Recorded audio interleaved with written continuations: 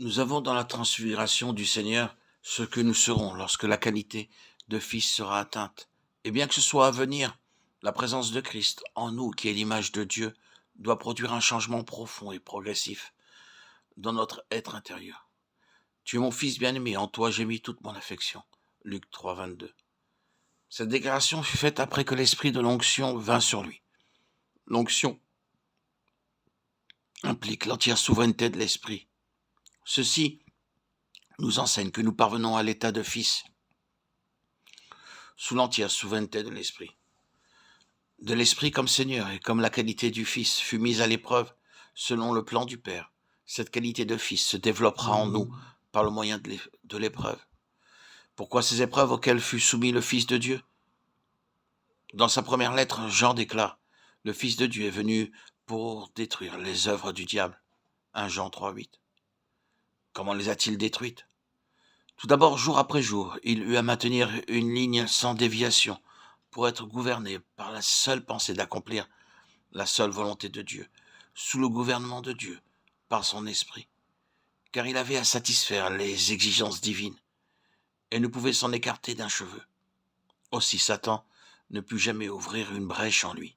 Et finalement, l'ennemi fut entièrement défait à la croix, Colossiens 2,15. Ainsi, l'ordre divin, ayant été maintenu en Christ, rendait impossible la reconstitution de l'homme et son acheminement à l'état de fils par le moyen de l'épreuve.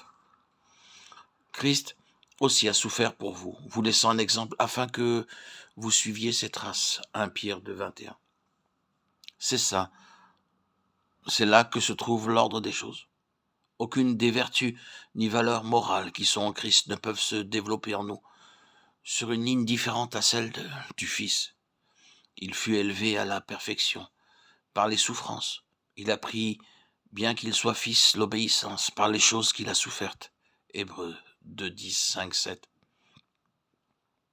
Les béatitudes, Matthieu 5, 1 à 12, sont l'expérience des fils.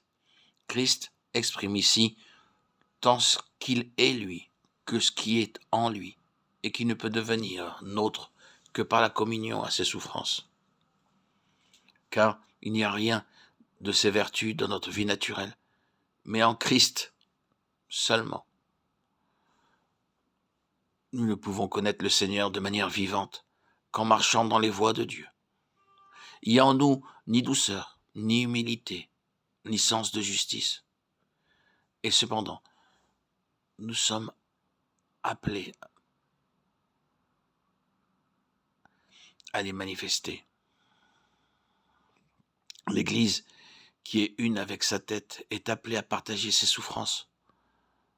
Pour chaque valeur et chaque vertu morale de la tête, nous aurons à passer dans une certaine mesure par le même chemin qu'a suivi Christ.